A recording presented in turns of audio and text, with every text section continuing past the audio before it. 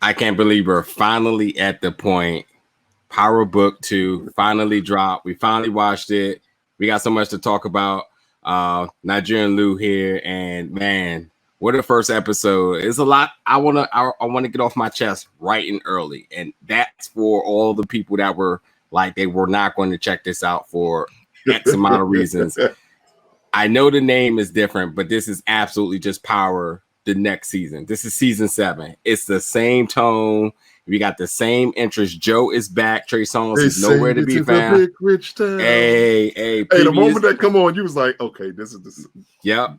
Yeah. Previously, with Power was Tasha, but at first I thought we weren't even going to get a James St. Patrick view at all. They shown him one time in the entire recap, but so I guess that was kind of like trying to really X him out outside of his name, but.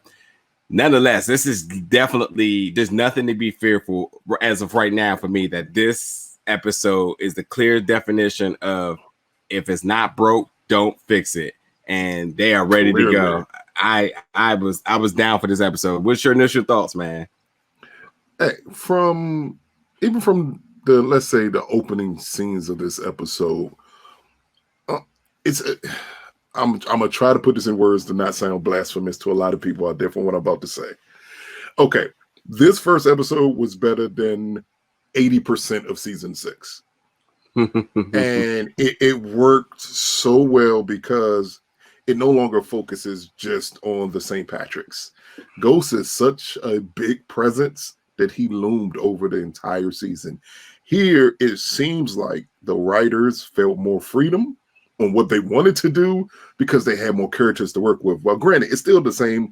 Again, if it ain't broke, don't fix it. Still has the same power dialogue that we expect and things of that some people may have issues with. But when introducing these new characters and Tariq becoming the person that Ghost was grooming him to be from the beginning anyway, it works really, really well because I was extremely skeptical of a Power Book 2.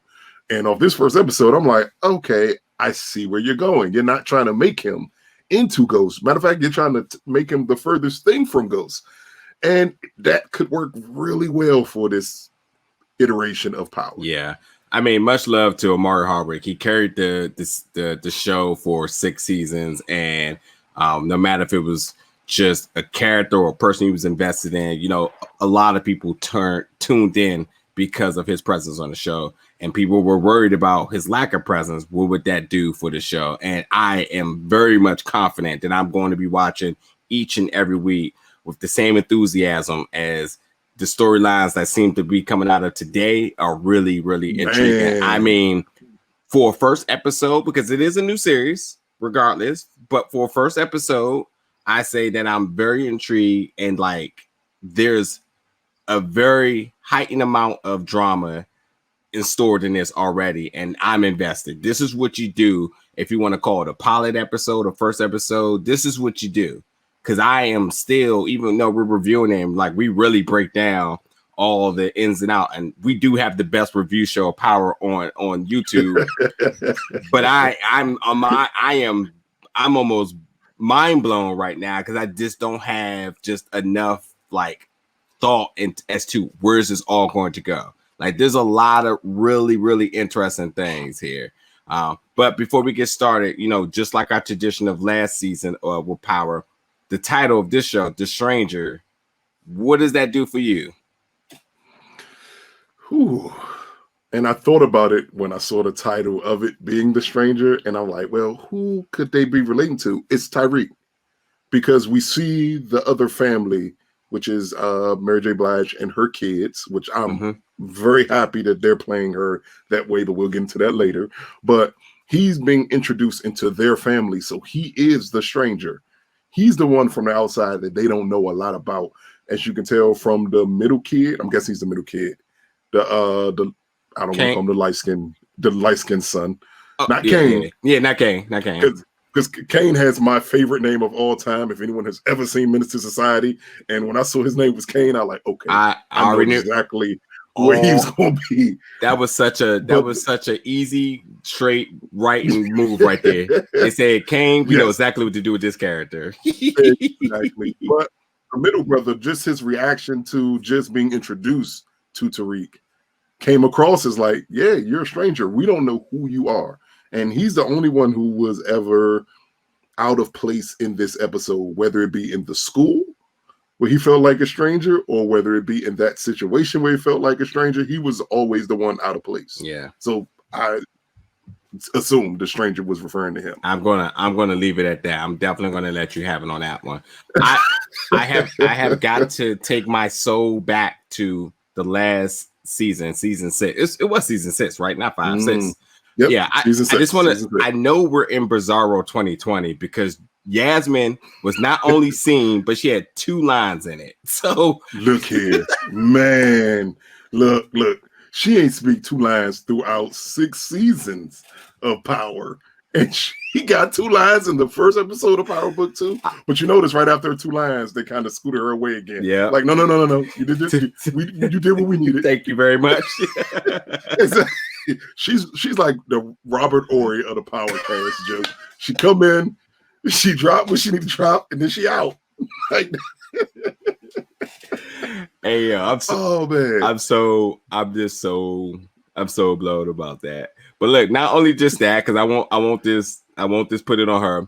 Tamika is still not in struggle mode, so it looks like her glow up still exists. And hey, she still when she was walking across the street in that French coat thing ensemble she had, I said, damn, Tamika look good. Like, what? She done got out that DA office and just turned into a little monster all of a sudden. And of course, Simon Stern is still racist, so that hasn't changed. Dude, when he said, of course he loves basketball, I said, that you mothers, oh my goodness. Like, it just comes out of him. And you know what? It's not as bothersome because he's clearly a person who's racist, who one does not care at all that he comes across that way because he's always being himself. Yeah. So even when you say that line and you just like, God, I can't believe you said that. For that character, you like, but boy, does it make sense. Yeah.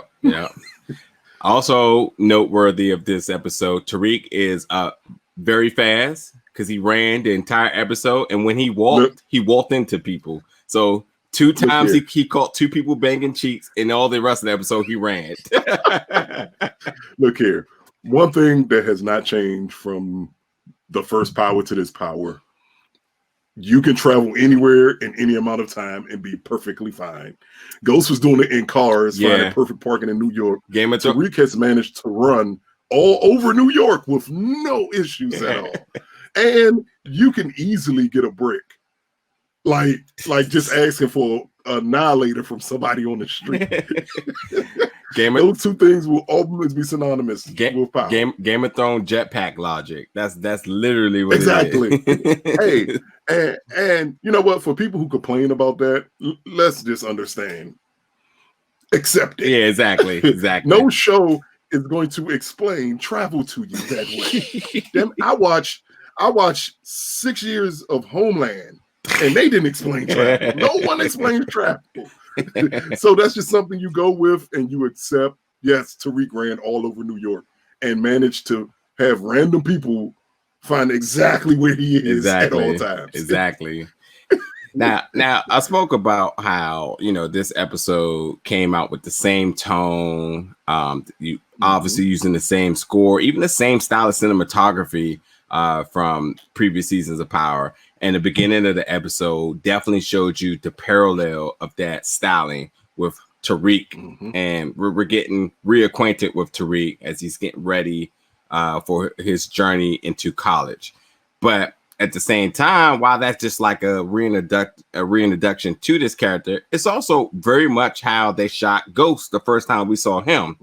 So, I don't put too much stake into it just yet because I felt like everything else in the episode showed why he wasn't Ghost. But I also think even with that shooting, when it came down to, the jewelry and the clothing, once he put on that school ID was the key point of saying like, but it's not him, and we know he had to go to school because we know he has a motive to go to school, and quite frankly, he's damn good at school right now, I'll say. But I just think that even though this is called Power Book 2 Ghost, I actually seeing that we're going to get less of who we think we're going to get. We're not going to get Baby Ghost and Tariq. I think the name was set up to fool people at this point. Even off the first episode, I think the name was set up to fool people. Because you call it Power Book 2 Ghost, we automatically assuming like he's going to turn into Ghost or things of that nature, where it could be called Power Book 2 Ghost is because the character looms over Tariq. But that doesn't mean Tariq has to become the character. It's just that that character looms over him. Ghost is always with Tariq no matter what he does at this point. And I think he knows that. And I think the point of this book of power is to show the evolution of Tariq possibly finally coming to an understanding that he's his father's kid. He's his father's son. And that doesn't mean you have to be a drug dealer, because that's not what Ghost was. In all honesty, when we met him, that's not who Ghost was. So I think that's the evolution we're going to see of Tariq. And that's why they call this Power Book 2 Ghost. Not because he's going to, even though he does it in this episode, but he's not going to become a kingpin like Ghost. I think that would be too lazy for them to write it that way. All right, I'm going to pause. But like much to your point, I think what we're going to see in the similarities is that, you know, I think we're like, for one, we're definitely going to see Tariq being a hybrid of, or not a hybrid, but more of a product of his mom and his dad. But in focus of his dad, we're going to see the business side of things, much like you said. And I see how we already see his brains is turning when it comes down to handling school and then handling his mom, which is more or less what Ghost did with handling the club and handling his family. So I think we're going to see a lot of that. Yeah. This time. So we'll kind of see how that goes. And, you know, I think that's, as of right now, I think the title of this being Power Book 2 Ghost is the most intriguing thing outside of what I'm going to bring up right now. So we do get 2 new cast members, notable cast members, one being Mary J., one being Method Man. I'm going to go off the break.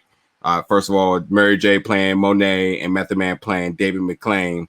I was not impressed by Method Man's introduction to the show. Not at all. Not to say that the character won't be good, but I mean, it was just like, all right, he's here. But Mary J. made a dominant statement as a new character in her family. That's going to be super interesting. What's your thoughts about the new cast members? Same thing about Method Man. I don't know. I don't know if it was the courtroom atmosphere that just didn't grab me about his character right away. Again, and it's clearly something there with the character, but it just didn't come across the way I wanted it to come across. But Mary J. from the beginning, from her first words when she steps onto that porch, go ahead into the backyard, it's like she commands attention, and that's great. You need a character like that on Power. You need that character who grabs attention. And I wanted to see more of her character the moment she got on screen. Like the moment I saw her kids, I'm like, I want to see more of them. And I didn't feel that way about Meth when he first came on screen. I also, so 2 things. Number one, and now I haven't heard this really in the Power community, but I've heard people say that they're not impressed by Mary J's acting. And I don't She's have an Oscar-nominated actress. Like, I mean, come on. What do y'all want here? Y'all gotta come on.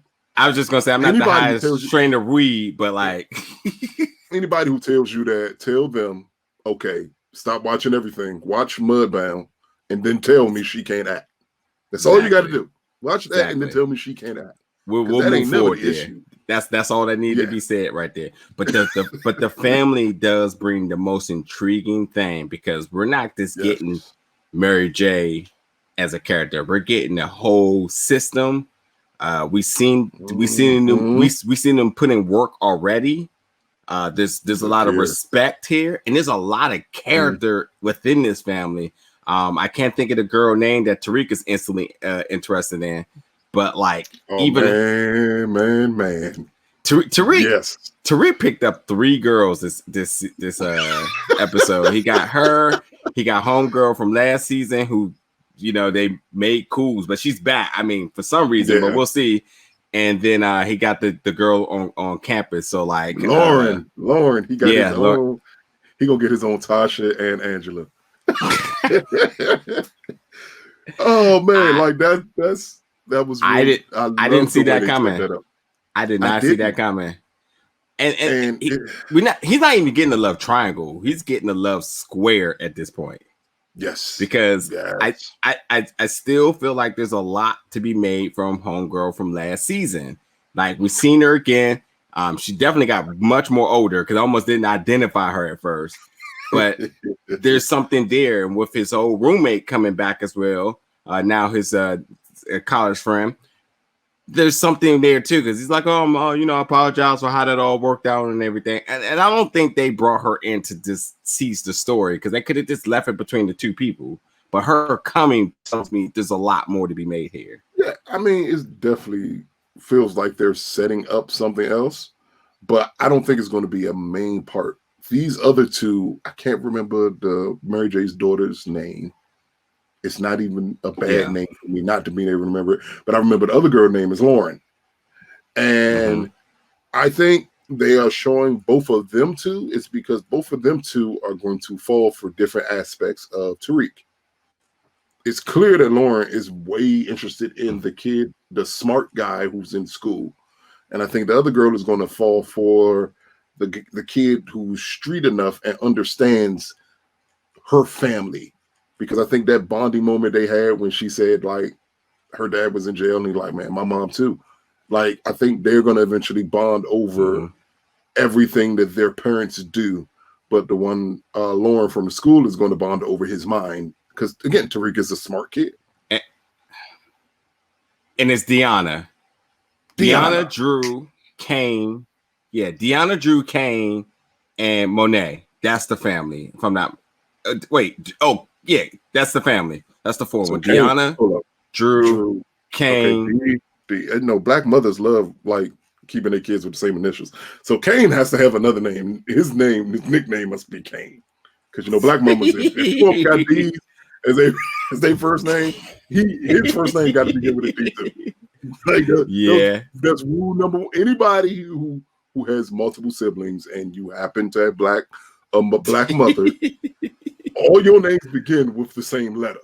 Like all me and my siblings, all our names begin with the same letter.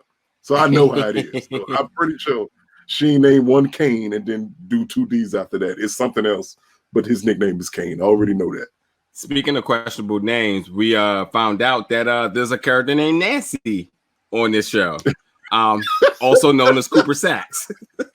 Hey, Jesus. Man, why his family do him like that? I'm never. First of all, that was your man. For that was your man. That I will never. First of all, no. First of all, I would never be sympathetic for Sachs because his accession for Ghost, I was never a fan of, and the fact that they tried to make me sympathize for him and the way his family treated him for a second, I was just like, nah. He'll show his true colors soon. And sure enough, he back to his accession with the St. Patrick's as he's getting ready to pin the Kingpin statue on Tasha. So first of all, I don't care what Sachs' title is. I'm still not a fan of that character. Keep in mind, that's not him though. He didn't want to hit her with that. He's being forced to do it by people who are still protecting James's legacy, and they need him to be clean. The Democratic Party.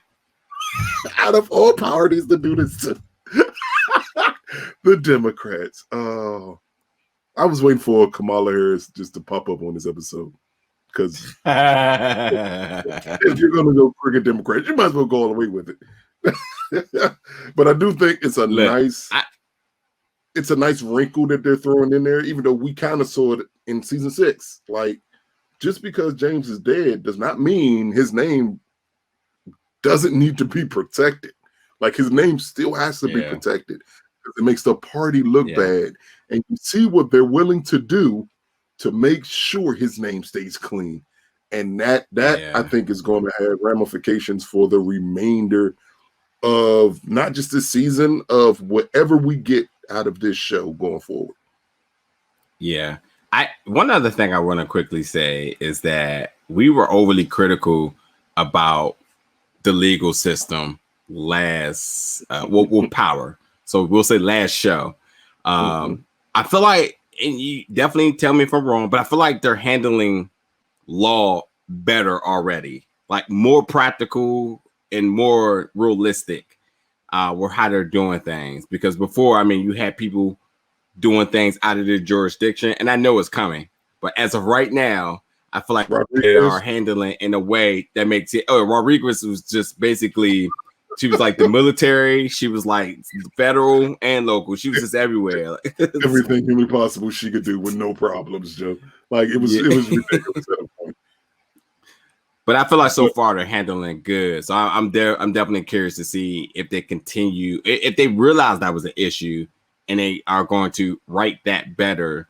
As you can see, they got people on all different levels now. So they have no means for people to be overstepping. And it's already been questioned once where like they were like, Sats, you're fed. Why is this local? You know, that's the logic that I think that especially when you got a show that's digging so deep into the legal system, the justice system, that you want to come about it right. Like all the killing and crime and all that's good, but like the later part of the series was all about the justice system, and they were just all over the place with it. And Sat's character depends so much on it; it needs to make sense. And then when you got what's his name, John? Is it John? I can't think of his name real quick. I'm not going to tell you what I call him because I only know him as Han. Well, yeah. Well, he's and, I don't accept him as anything else.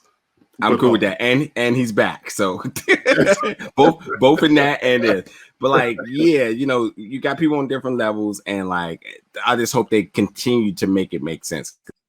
It is kind of frustrating because like when you get older, like you can't overlook that stuff. Like, sure, for like maybe the people who just want to see who's dying each episode, but for the people who like really care about what the writing is about, like a lot of that is too hard to overlook. Like, wait, she's doing, how is Detective Rodriguez doing what? Okay. She's doing everything. She was just a New York police officer. She was doing everything. It didn't make no sense. But I love the way they set up, especially when they were talking to Tasha about her deal. And they actually brought in part of the law of like, if you allocute in court and you tell a lie, your deal goes away. If your attorney is representing you and it's someone with morals, they can't lie. They will not let you perjure yourself. Like, I love that they set it up that way because normally in shows, you know, the lawyer don't care. You can say whatever you want to say. I can know you're lying and I'm going to let you say what you're going to say. Yeah. But here, they at least showing that one, Tamika in all her sexiness still has morals. Even though not when it comes to Cooper, because she lets him do whatever the hell he want to do. But it also showed like, okay, there's going to be ramifications for everything that Tasha says. It's not going to be just as simple as when Ghost used to get out of jail, and it did very little explaining why he got out of jail. Yeah. But Tasha immediately is like, nope, don't tell us this person killed him because we know they did. When they came back with the gun, with the ballistics report, I knew then like, okay, we in for something here because most shows don't bring up the ballistics report. They're gonna take your word for it. I mean, but we killed somebody, you killed. But we talked about that so much last season. Like, I was like, yo, as soon as the ballistic reports come back, none of this is gonna stick. So which is interesting because I definitely want to bring this up to you, Dan. Do you think the Kingpin, her being charged under the Kingpin statute, do you think that's gonna stick? As of right now, from what you know about this, do you think they have means to making this even work, or is it so far-fetched? They have means to pushing it forward, and it's because she messed up. From the beginning, all Tasha had to say when they came back with the ballistics report is that Tommy shot Ghost. I was waiting for her to say that because out of all the people to pick, Tommy would have been the person to pick. But you don't say he shot Ghost because you told him to kill Ghost. You set yourself up at that point. And if you go back at it, Tasha is involved in a lot of stuff. So as more and more things come out that Tasha was involved in a lot of stuff, that Kingpin charge makes sense. Granted, in the end, you're not going to be able to make it stick, but it still makes sense. And again, you have a crooked political organization fighting to keep her in jail and to make sure all the charges stick to her because they need James to be clean. Mm-hmm. Yeah, I was just going to say, like, before all that happened, I don't know how Tariq was talking about, can we open up the daycare again? As if that business isn't, I don't know, on freeze. But I see that Tariq took a visit down to P Valley. But hey, Chuckalisa was not popping. Yeah, you're right. I was waiting for Clifford to come out. We need the crossover right now. We need that crossover right now. If somebody from Stars don't get on it and have Uncle Clifford come to New York and ask for Mercedes, I'm telling you, you better jump on that immediately, Joe. Easy money. That episode will break all types of viewership records if they did that. Tariq go down to Chuckalisa to meet up, get some drugs or something. Oh man, but look, Tariq wasn't wrong when he said Sax has his agenda, and again, Sax is on his agenda part 2. So, you know, to kind of like wrap up this episode a little bit, like we kind of see where our regular characters where they're at with it. You know, Tasha, her survival to protect her son, but to get out of jail. We're going to get some Orange is the New Black in there. I mean, I already see that from a mile away. That conversation with her and the correctional officer, like I'm getting those vibes already. That correctional officer was happy. Yeah. Welcome back, bitch. I said, yeah. That's you already know it's going downhill for you. By the way, I forgot to mention that when that public defender came out, I meso stereotypical. I was dying. I was like, yo, they're gonna give him a public defender who just completely do not care. Like it's so stereotypical. But I was like, there's no other way you could have did that. Like have them because I hate to tell people this. If you ever get in the legal system, a public defender does not care about you in the slightest. Their caseload does not allow. I don't care how many TV shows we may get where a public defender cares about their people. It don't happen in real life. They gonna come in there and do the same thing this one did. Like, well, 15 years doesn't. It may sound like it's a long time, but it's not that long. It's like, what? It is a long. Don't you dare tell me 15 years is not a long time. Oh my goodness. So yeah. I'm trying to think, is there anything else I want to talk about this episode before we talk about what's to come? We talked about 2 things. So with Monet, I know I want to call her Mary J, but with Monet character and her husband being in jail, what do you think we're going to get from that aspect here? Like, what can we expect? We are going to find out that her husband's in jail because she was the kingpin. Because I think I paid a lot of attention, and I watched the scene twice when Tariq looked up his name and read his charge, and he saw the picture.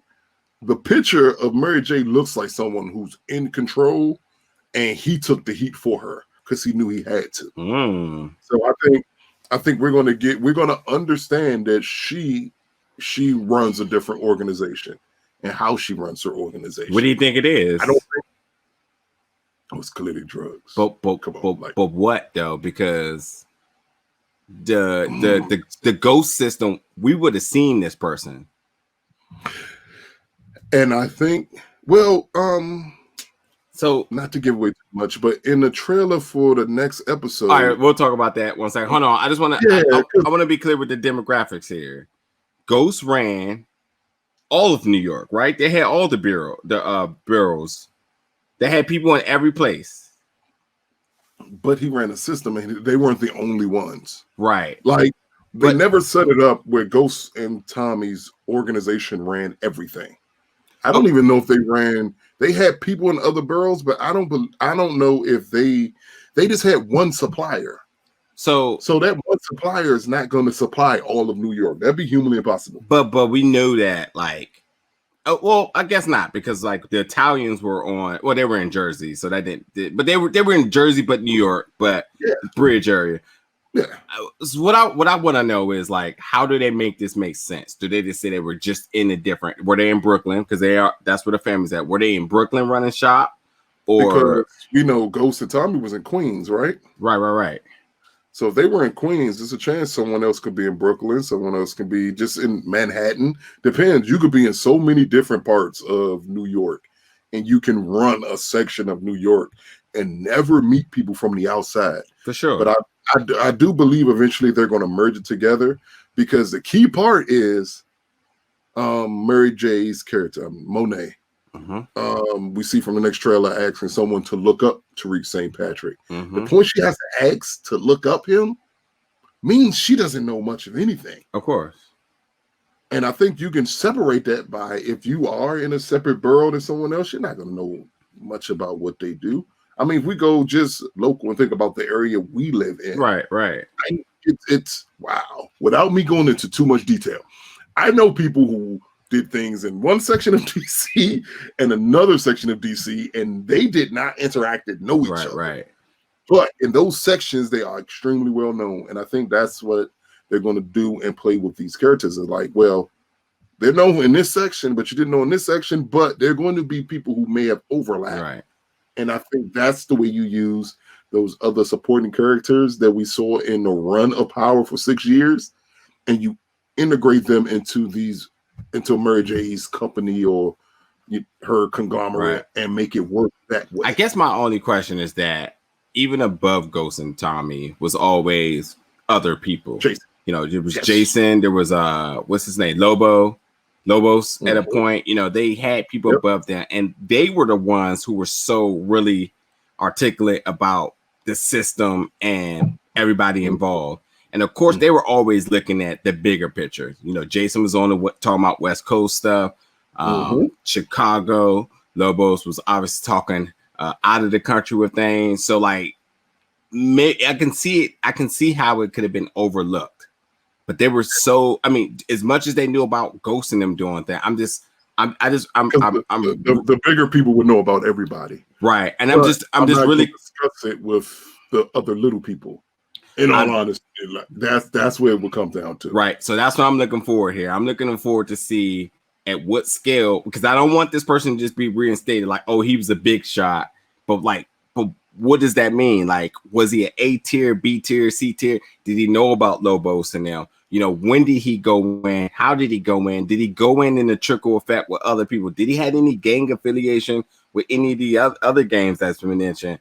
I think I might be the most interested into how that character, who's going to be a staple, how does he really make a? Just imagine if it plays out that Mary Jane and them are actually on a lower tier than what Ghost was doing. Yeah, and I can go with that too. I just hope that's what they got a townhouse, right? They had a townhouse. Ghost had a penthouse in the sky. Sure, like that shit is ridiculous. You know how much money you have to be making to live where Ghost was living versus like Mary Jane and them are technically still in a hoodish type of area. Yeah. But she has control of cops. Right. Which Ghost really never did. So that means it could be more of a neighborhood thing.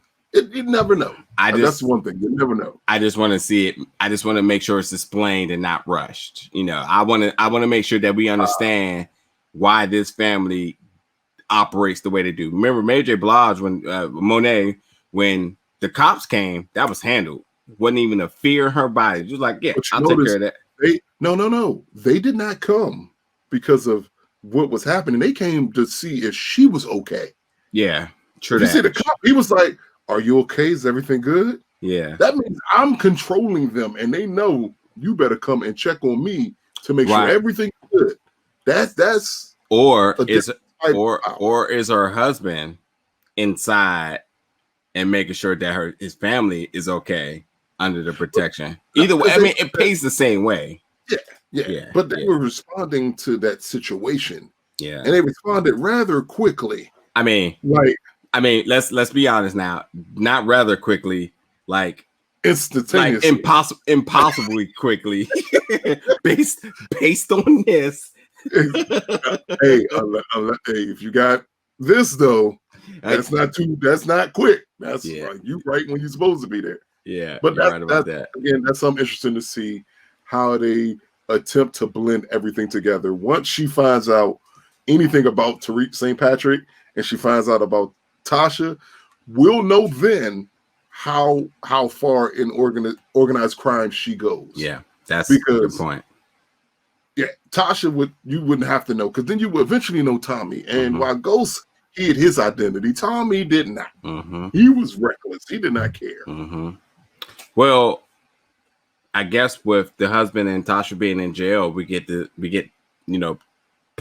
possibly two main characters in that setting. If not, we're just going to get Orange is the New Black in there, and that will probably do good ratings wise. There's be a lot of intrigue if you had Power, P-Valley, and Orange is the New Black all in Power Book 2. If it works, it works. All I gotta ask is, how was Tasha's nails still done and she was in prison? I didn't even peep that, but all I know is that them cornrows were fresh. Fresh. She's sitting between somebody's legs in that cell to get them chunks done. So let's talk about. I was gonna say let's talk about the rest of the season. We got the preview of what's to come. We got next episode. What are you just kind of making of what are you making of what we've seen so far? From when they did the overview of this season and what to expect, it came across way more for me the way they're playing Tariq. That's what I paid attention to the most.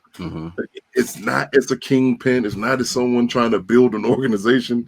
It is literally as a kid trying to make it through life, trying to make it through school, trying to still take care of his family, worrying about his mom. Like, that's what they need to make this character. I know so many people were irritated with Tariq in season 6, season 5, season 4, whenever he turned on Ghost. People were irritated with him. But one thing we kept on bringing up is he's a kid. What kid that age is ever listening to their parents? It don't happen. I hate that we got to explain that.